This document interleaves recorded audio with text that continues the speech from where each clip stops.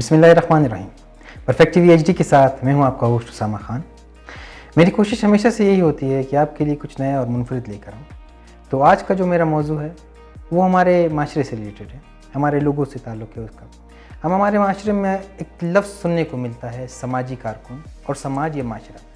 तो हम जानने की कोशिश करेंगे कि समाज या माशरा और समाजी कारकुन इनका आपस में क्या ताल्लुक़ होता है। एक समाजी कारकुन माशरे के हसूल के लिए क्या कर सकता है और क्या इक़दाम उठा सकता है। तो इसी के लिए आज हमने मदऊ किया है सरदार अब्दुर्रहमान खरोटी को। मुझे नहीं लगता किसी तारीफ़ के मुहताज होंगे। सोशल एक्टिविटीज़ के लिहाज से देखा जाए, कोयटा के लिहाज से देखा जाए, बलूचिस्तान के लिहाज से देखा जाए, इनका एक अपना और बहुत बड़ा नाम है। लोग इनको जानते हैं, खुद एक समाजी कारकुन है। तो आइए हम इनकी तारीफ चलते हैं, इनसे पूछते हैं कि समाजी कारकुन कौन होता है, समाजी कारकुन और माशरे का आपस में क्या ताल्लुक़ होता है और एक समाजी कारकुन क्या करता है, उसके क्या काम होते हैं। अस्सलाम वालेकुम। वालेकुम अस्सलाम। रहमान साहब, सबसे पहले तो आपका बहुत शुक्रिया कि आपने अपना कीमती वक्त हमें दिया। अगर आप अपना तारुफ देना चाहें कि अब्दुर्रहमान खरोटी कौन है, कहाँ से ताल्लुक़ रखता है, इस बारे में अगर बताएँ। जी, सबसे पहले आपका और आपकी टीवी का बहुत शुक्रिया, आपके चैनल का शुक्रिया, आपकी टीम का शुक्रिया मदऊ करने का और दो चार अल्फाज अपने लोगों के साथ शेयर करने का शुक्रिया। मेरा नाम अब्दुर्रहमान खरोटी जैसे आपने ही बताया और एक इस माशरे का ही कारकुन हूँ, एक रुकन हूँ और अल्हम्दुलिल्लाह बहैसियत एक समाजी वर्कर काफ़ी अरसे से काम शुरू कर चुका हूँ, करता रहा हूँ और इंशाल्लाह उम्मीद है कि करता रहूँगा। तो रहमान साहब, आप हमारे नाज़रीन को बताइए कि समाजी कारकुन का काम क्या होता है। एक समाजी कारकुन, जैसे कि आप खुद भी एक समाजी कारकुन है, कि समाजी कारकुन के काम क्या होते हैं, वो क्या करता है माशरे के हसूल के लिए। जी, समाजी कारकुन हर वो काम जो कि अवाम या गवर्नमेंट से रह जाए वो समाजी कारकुन से पूरा करने की कोशिश करता है। मेरे ख्याल से मेरे आइडिया और मेरे व्यूज़ की बनिस्बत में ये बता रहा हूँ कि हर वो काम जो अवाम या फिर हमारे गवर्नमेंट सेक्टर से रह जाएँ तो वो समाजी कारकुन इसे पूरा करने की कोशिश करता है। रहमान साहब, जैसे कि आपने नौजवानों की बात की कि आज के दौर में हम देखते हैं कि नौजवानों के पास क्या कोई मकसद है या नहीं है। बेसिकली नौजवान को अपना मकसद, अपना टारगेट ही मुख्तस करना होता है कि अगर आया वो अपने माशरे में इर्द गिर्द देखते हुए कि आया मेरे माशरे में इस वक्त चल क्या रहा है और मेरे यहाँ इस दुनिया में आने का मकसद क्या है, उसके बाद पेरेंट्स ने हमारे साथ क्या तवक्कात रखनी होती है और फिर वो नौजवान ख़ुद ये सारी चीज़ें सोच के आगे का गोल जब सेट करता है, आगे मेरा क्या टारगेट होगा और मैं क्या कर सकता हूँ, तो उसके लिए नौजवान को, यूथ को इस बात पे फोकस करना होता है कि मेरा टारगेट क्या है और मैं क्या करने जा रहा हूँ। बिल्कुल रहमान साहब, जैसा कि हम जानते हैं कि क्या माशरती दबाव, हम देखते हैं आजकल दबाव बहुत ज़्यादा होते हैं, महंगाई बहुत ज़्यादा है, मुख्तलिफ़ किस्म के हालात हमारे सामने होते हैं। क्या माशरती दबाव नौजवान के मकसद को भुला देता है। ये आपकी बात कई हद तक ठीक हो सकती है, चाहे वो आप महंगाई के हवाले से कहें या फिर माशरे में बहुत सारे ऐसे सेक्टर जो लोग उस पर फोकस करते हैं कि आया ये काम नहीं करना चाहिए था। वो समाजी कारकुन लाजमी नहीं है कि वो किसी भी प्राइवेट इदारा, जिसे लोग NGOs के नाम से जाना जाते हैं, कि वो उस सेक्टर से ताल्लुक़ रखता है तो वो वाला काम करता होगा या वो चीज़ जो लोगों के जहनों में होता है उस चीज़ पर उसका फोकस होता है। उससे बरअक्स होके भी बहुत सारे ऐसे इदारे मौजूद हैं इस सोसाइटी में कि वो आया अपने ही बलबूते पे इतना सारा काम कर चुके होते हैं कि वो बेहतर से बेहतरीन की तरफ जाते हैं। लेकिन जब माशरती दबाव पड़ता है तो ऑटोमेटिकली इंसान उस चीज़ से पीछे हटने की कोशिश करता है कि आया ये चीज़ मेरे ज़ात के लिए, मेरी फैमिली के लिए और इवन दो के सोसाइटी की बेहतरी के सोचने के लिए वो इस चीज़ से पीछे हट जाता है। तो अगर वो पॉजिटिविटी की तरफ जा रहा है और वो पॉजिटिव चीज़ को वो फोकस कर रहा है और उसका प्रोग्रेस भी इसी चीज़ में आ भी रहा है और लोगों को पता भी चल रहा है, तो फिर उसी चीज़ को वो मद्देनज़र रखते हुए और सोसाइटी और उस काम को देखते हुए कि आया ये चीज़ इस सोसाइटी में सूटेबल है कि मैं उस चीज़ पे फोकस करूं और वो चीज़ अपनी आवाम के लिए लेके आऊं, तो उससे बेहतरी आ सकती है। तो उस चीज़ पे उसको फोकस करना चाहिए। और अगर ये फील करें कि यार मुझे कहीं से कुछ इस तरह का दबाव आ रहा है कि जो मेरे काम को या मेरे टारगेट को वो ڈسٹرب کر رہا ہے تو اس سے جتنا دور ہو سکے وہ بہتری رہتا ہے۔ رحمان صاحب، ہم ایک ٹرم سنتے ہیں، ایک نام سنتے آئے ہیں، ایک چیز ہم سنتے آئے ہیں کہ بلوچستان کا نوجوان ہے وہ پنجاب یا سرحد یا دوسرے علاقوں سے پیچھے ہے، کیا آپ اس سے ایگری کرتے ہیں؟ جی بالکل بھی نہیں۔ میں اپنا ایک مثال دوں کہ اپنی بیتی اگر آپ کو بتا دوں کہ 2017 میں یوتھ کارنیول ہونے جا رہا تھا KPK گورنمنٹ میں، اور الحمدللہ ہماری کارکردگی کی وجہ سے ہمیں کال ریسیو ہوتا ہے کہ آپ نے وہاں پہ آنا ہے۔ میں ایون کمپلیٹ ٹیم ہم یہاں سے وہاں گئے، وہاں پارٹیسپیٹ کیا مختلف چیزوں میں، ایون کہ وہاں پہ قرت میں ہم نے پارٹیسپیٹ کیا، نعت میں کیا، کیلیگرافی میں ہم گئے، ایون دو کہ وہ ہمارے جو یہاں کے رسم و رواج کے مطابق اتن اور چھاپ ہوتا ہے اس میں ہم نے پارٹیسپیٹ کیا، وہاں کے لوگوں کو دکھا۔ ایون سنگنگ میں ہم نوجوان ہمارے ساتھ تھے جو وہاں پہ سنگنگ کرتے تھے، تو ہم نے یہاں سے وہاں جا کے KPK گورنمنٹ کے ساتھ یوتھ کارنیول اٹینڈ کیا، اور انہوں نے یہ میسیج دیا ہے کہ یہاں کوئٹہ بلوچستان کا نوجوان اس کردار کا ہے، اس میں یہ کیپیسٹی اور کیپیبلٹی موجود ہے کہ وہ خود کو ابھارے اور سامنے آ سکے اور لوگوں کو دکھا سکے۔ ایون کہ یہاں پہ اگر پنجاب اور اس کی بات اگر آپ کر رہے ہو تو یہاں کوئٹہ بلوچستان میں ایسے نوجوان اس وقت میں آپ کو بتا سکتا ہوں کہ جو سوشل میڈیا سے یا پھر اور ایسے بہت سارے پلیٹ فارم ہیں کہ جو اپنے آپ کو فائنینشلی بہت سٹرونگ کرتے آ رہے ہیں ماشاءاللہ سے۔ جیسا کہ رحمان صاحب نے کہا کہ بلوچستان کا جو نوجوان ہے وہ کسی سے پیچھے نہیں، ہمارے پاس وہ ٹیلنٹ موجود ہے، صرف somehow کچھ اسے نکھارنے کی ضرورت ہوتی ہے۔ تو رحمان صاحب آگے بڑھتے ہیں، کیا تعلیم نوجوانوں کو پائے تکمیل تک پہنچا سکتی ہے؟ کیا تعلیم نوجوانوں کو پائے تکمیل تک پہنچا سکتی ہے اور معاشرے کے حالات کو بہتر کر سکتی ہے؟ ہاں جی بالکل، وہ تعلیم جو مجھے اچھے بری کی تمیز سکھا سکے، وہ تعلیم جو مجھے چھوٹے بڑے کا عزت اور احترام کرانا سکھا سکے، وہ تعلیم جو مجھے برائی سے روک کے اور اچھائی کی طرف راغب کر سکے، اس تعلیم سے آٹومیٹکلی انسان اپنے منزل مقصود تک ضرور پہنچتا ہے۔ اپنی منزل مقصود تک ضرور پہنچتا ہے اور پہنچتا رہے گا۔ تو رحمان صاحب، ہم دیکھتے ہیں کہ اکثر نوجوانوں کا بچپن میں ایک ویژن ہوتا ہے، ایک خواب ہوتا ہے، لیکن with the passage of time, وقت کے ساتھ ساتھ وہ خواب بکھر کے رہ جاتا ہے، جسے چکنا چور ہونا کہتے ہیں۔ ایسا کیوں ہوتا ہے؟ ایسا یا تو اس کے ساتھ وہ بیک اپ نہیں ہوگا جسے فائنینشلی سپورٹ کہیں گے، یا پھر تو اس نوجوان کا اپنے ہی راستے یا اپنے گولز سے ہٹ کے چلے جانا بھی کہا جا سکتا ہے کہ نوجوان جو ٹارگٹ اس نے سیٹ کیا ہوتا ہے کہ میں نے وہ ٹارگٹ اچیو کرنا ہے، یا پھر وہ سیٹ حاصل کرنا ہے، یا پھر وہ بزنس اس مقام تک پہنچانا ہے، کہ اگر وہ ان بٹوین میں وہ نوجوان کچھ ایسے ایکٹیویٹیز میں انوالو ہو کہ وہ اپنے مقصد سے ہٹ جائے، تو لازمی سی بات ہے کہ وہ اپنے مقام تک نہیں پہنچے گا۔ رحمان صاحب، سماجی کارکن اور معاشرہ کیا دونوں ساتھ یک وقت چل سکتے ہیں؟ جیسے کہ پروگرام کے شروع میں ہی میں نے آپ کو بتایا کہ سماجی کارکن کو اپنے معاشرے کو دیکھتے ہوئے ایسے ایکٹیویٹیز کو ڈیزائن کرنا ہوتا ہے کہ آیا یہ میرے سوسائٹی کے ساتھ سوٹیبل ہے کہ نہیں، تب جا کے یہ معاشرہ اور سماجی کارکن ساتھ چل سکیں گے۔ معاشرے میں سماجی انصاف کے حصول کے لیے کون سے اقدامات اٹھائے جا سکتے ہیں؟ سماجی حالات کو بہتر سے بہترین بنانے کے لیے ہمارے عوام اور سماجی کارکن کو دونوں کو ایک ہی پلیٹ فارم پہ آ کے کچھ ایسا بہترین سوچنا ہوتا ہے جو معاشرے کی بہتری کے لیے عمل میں لایا جا سکے۔ اگر معاشرہ کچھ اور مانگتا ہو اور وہ سماجی کارکن کا کوئی اور ہی ٹارگٹ ہو تو میرا نہیں خیال کہ یہ ممکن ہو سکے گا۔ ایک سماجی کارکن خواتین کے حقوق کے اوپر کیا بات ہوتی ہے، کیسے بات کرتا ہے؟ دیکھیے، خواتین کا ٹاپک جو ہے وہ بہت واسٹ ٹاپک ہے، لیکن میرے نظریے کے مطابق، میرے ویوز کے مطابق کہ اگر خواتین کو بھی یہ موقع دیا جا سکے یا یہ موقع دیا جائے کہ وہ بھی اس کیپیبل ہو سکے کہ وہ اپنی زندگی ایک بہتر زندگی گزارنے کی کوشش کرے، تو ان کو سماج کے ساتھ بھی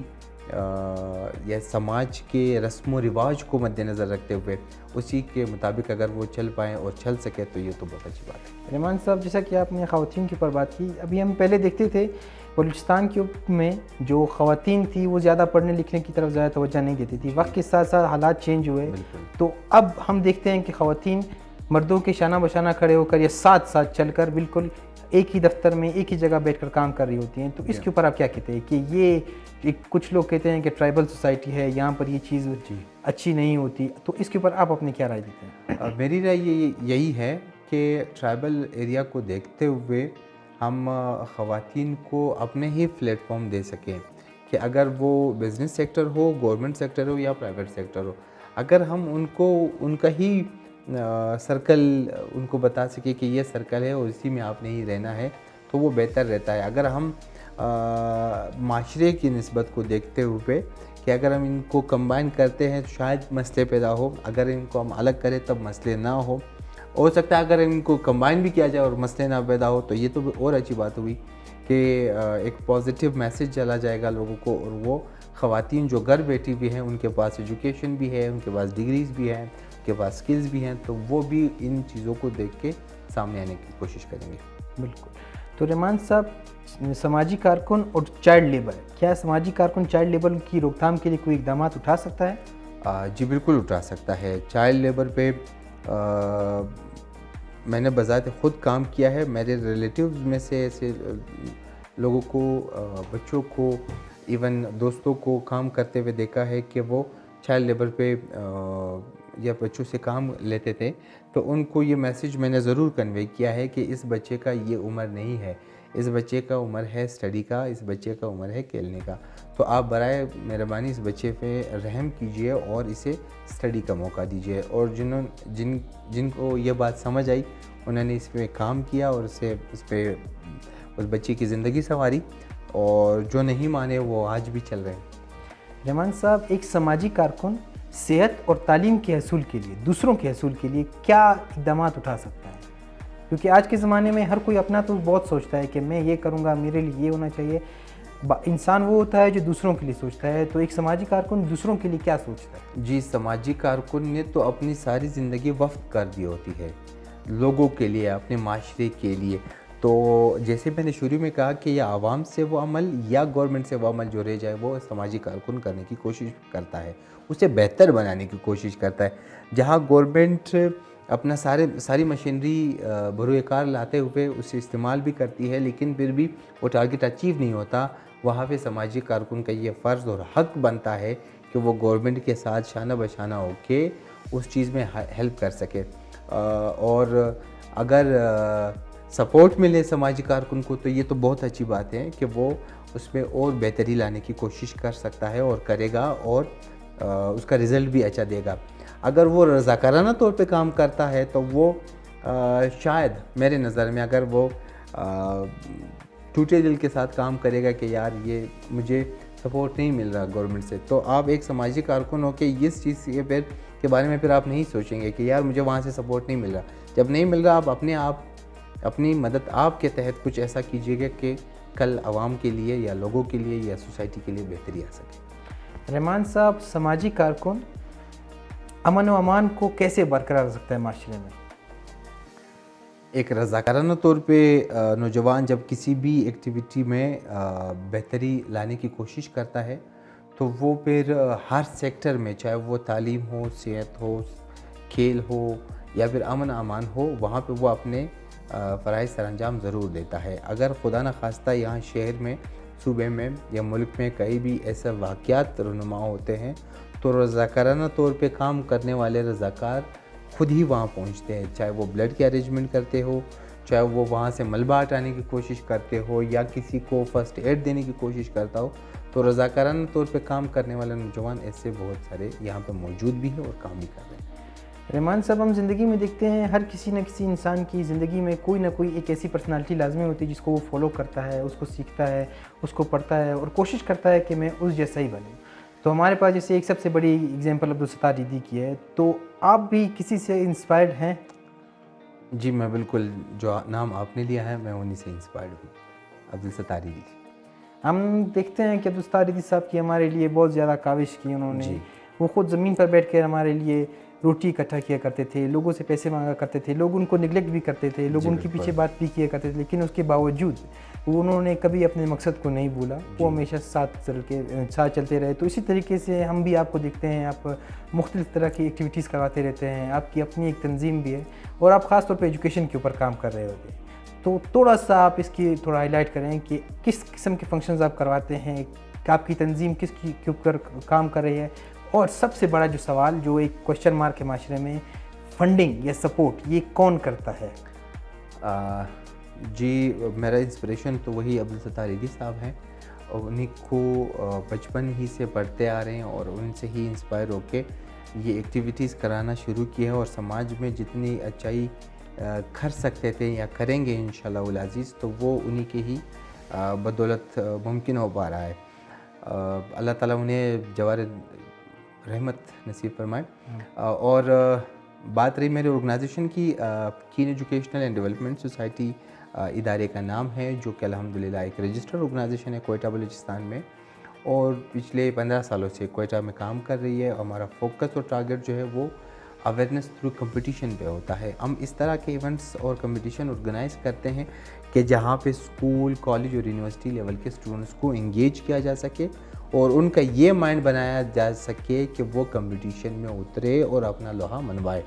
تو جب تک نوجوان کسی بھی ایکٹیویٹی میں انوالو نہیں ہوگا, دوسرے سے کمپیٹ نہیں کرے گا, تو میرا نہیں خیال کہ وہ اپنا وہ ٹارگٹ جو وہ کسی طرح اچیو کرے گا. وہ کیسے, اگر کوئی نوجوان کے پاس کوئی سکل نہ ہو اور وہ کمپٹیشن کے تھرو آنا چاہے اور وہ سکل ابھارنا چاہے, تو وہ کل اس کی آنے والے فیوچر میں جو سکلز اس نے آج سیکھے ہوں گے وہ کل اس کے آنے والے فیوچر میں اس کو کام آئیں گے. تو ہماری کوشش یہی ہوتی ہے کہ ایجوکیشنل ایکٹیویٹیز, ایسے ایکٹیویٹیز آرگنائز کیا جائیں کہ جہاں پہ نوجوان, چاہے وہ اسکول لیول ہو, کالج ہو یا پھر یونیورسٹی لیول کے ہو, کہ ان کو یہ پلیٹ فارم دیا جائے کہ وہ آئیں اور اپنے سکلز وہاں پہ دکھائیں اور اپنا لوہا منوائیں. رحمان صاحب, آپ نے بہت بہترین بات کی, لیکن اگر ہم دیکھیں ماضی میں 2023 کے شماریات کے حوالے سے کہ تقریباً 7 لاکھ سے زائد نوجوان ویل گریجویٹ جو انہوں نے گریجویشن کی ہوئی تھی, تو وہ ملک چھوڑ کر چلے گئے. اس کے اوپر آپ کیا کہتے ہیں؟ دیکھیں, کووڈ-19 کے بعد صرف کوئٹہ بلوچستان یا پاکستان نہیں بلکہ پوری دنیا, صرف ایک عام مخصوص علاقہ نہیں بلکہ پوری دنیا اس چیز سے متاثر ہوئی ہے کہ وہاں پہ وہاں کا ماحول یا وہاں کے فیکٹریز یا پھر وہاں کے وہ جو ڈیولپڈ کنٹریز تھے, انہوں نے کیا کیا, انہوں نے آن لائن سسٹم کو اتنا ابھارا کہ اگر آپ کووڈ-19 میں گھر میں ہی قید ہیں تو آپ آن لائن کاروبار بھی کر سکتے ہیں اور اپنے لیے بھی کچھ منگا سکتے ہیں. لیکن انفارچونیٹلی ہمارے کوئٹہ بلوچستان بلکہ پاکستان میں میرا نہیں خیال کہ ہم اس سے پہلے اتنے ڈیولپڈ تھے کہ ہم آن لائن کوئی نظام جو ہے وہ یہاں لے آئیں یا پھر اس پہ کام کر سکیں, یا دنیا کو پتہ ہے کہ آن لائن کام بھی ہوتا ہے کہ میں نے کوئی شاپنگ کرنی ہو تو وہ آن لائن کر سکوں, یا میں نے اپنے لیے کھانا کوئی منگانا ہو تو وہ آن لائن کر سکوں, یا پھر کوئی اور چیز ایسے بینکنگ سیکٹر کے حوالے سے ہو, کچھ لینا یا دینا ہو تو وہ آن لائن سسٹم کی طرف سے ہو. تو اگر یہ نوجوان, ان کے پاس سکلز ضرور ہوں گے, میرا یہ ماننا ہے, لیکن اگر ان کے پاس پاکستان میں یہ اپرچونیٹی نہیں تھی کہ یار مجھے یہاں جاب نہیں مل رہا, میں اپنے والدین یا پیرنٹس یا پھر بچوں کو نہیں پال سکتا یہاں پہ, وہ آمدنی جو یہاں مجھے مل رہی ہے شاید وہ آمدنی مجھے باہر سے اچھی ملے, میں وہاں جا کے اچھی زندگی گزار سکوں اور اپنے سکل وہاں پہ دیکھ کے اب ان کے بدلے میں اپنا ماہانہ جو وظیفہ مجھے ملتا ہے وہ میں لے کے اپنی زندگی گزار سکوں. تو شاید میری نظر میں لوگ اسی ٹارگٹ کو سیٹ کر کے وہاں جا چکے ہیں. اگر وہ پھر بھی یہ سوچ لگائیں کہ یار میں پاکستان جاؤں اور آن لائن ٹارگٹ پہ فوکس کروں, تو شاید وہ یہاں پہ بھی بہتر زندگی گزار سکتے ہیں, کہ وہ یہاں پاکستان میں بھی بہتر زندگی گزار سکتے ہیں. تو رحمان صاحب, ہم اگر دیکھیں ایک انٹرنیشنل آرگنائزیشن کا نام ٹرم آتا ہے ہمارے پاس, سنتے ہیں انٹرنیشنل آرگنائزیشنز, کیا وہ بھی بلوچستان میں کام کر رہی ہیں؟ اگر کر رہی ہیں تو وہ کیا کام کر رہی ہیں, تو ہمیں یہ کیوں معلوم نہیں ہوتا ہے, تھوڑا سا اس کے اوپر بتائیے. انٹرنیشنل آرگنائزیشنز جو ہیں وہ ان کا اپنا ایک اسپیسیفک پروجیکٹ ہوتا ہے, اور اسپیسیفک پروجیکٹ کا ٹارگٹ ہی ان کا ایک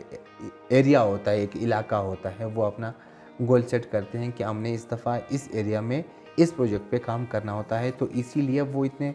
اگر وہ واسٹ بھی ہے اور کام بھی کر رہے ہیں تو وہ مینس ٹو سے کہ وہ سوشل میڈیا کو یوٹیلائز نہیں کر رہے میرے خیال سے, یا پھر وہ میڈیا پہ آنا نہیں چاہ رہے, دنیا کو بتا نہیں چاہ رہے, لیکن وہ جو کام کر رہے ہیں وہ دیہاتی علاقوں میں کر رہے ہیں, اپنا جو جتنا ان سے ہو سکتا ہے وہ کر رہے ہیں. اسی لیے مجھے یا آپ کو ان کے بارے میں اتنا بہتر معلوم نہیں کہ وہ کب, کہاں اور کیسے کام کر رہے ہیں. رحمت صاحب, آپ نے اپنا قیمتی وقت ہمیں دیا, ہم آپ کے بہت شکر گزار ہیں. نہ صرف میں بلکہ ہمارے تمام تر ناظرین آپ کے بہت شکر گزار ہے, کیونکہ ہمارا جو معاشرہ ہے وہ بغیر ایک سماجی کارکن کے مجھے نہیں لگتا کہ کچھ ہوگا. بہت سی بڑی مثالیں ہمارے پاس موجود ہیں, جس میں سے سب سے پہلا نام عبدالستار ایدھی کا آتا ہے, جنہوں نے اپنی زندگی مکمل کی مکمل وقف کر دی ہمارے لیے, جنہوں نے یتیم خانے بنائے, جو خود بھوکے رہے اور ہمارے لیے کھانے کا بندوبست کیا, جو دوسروں کے آگے جھکے تاکہ صرف اور صرف ہم جیسے نوجوانوں کو بیدار کر سکے. آج انہی کے نوجوان امریکہ, لندن, برطانیہ اور مختلف ممالک میں بیٹھے ہوئے ہیں. ہم دیکھتے ہیں کہ کراچی, لاہور, نہ صرف کوئٹہ, پشاور, ہر ملک میں, ہر علاقے میں, ہر شہر میں ان کی دی گئی ایمبولینسز موجود ہیں. تو اسی طریقے سے ہر سماجی کارکن کا ہماری زندگی میں, آپ کی زندگی میں, پورے پاکستان میں یا پوری دنیا میں ایک اہم کردار ہوتا ہے.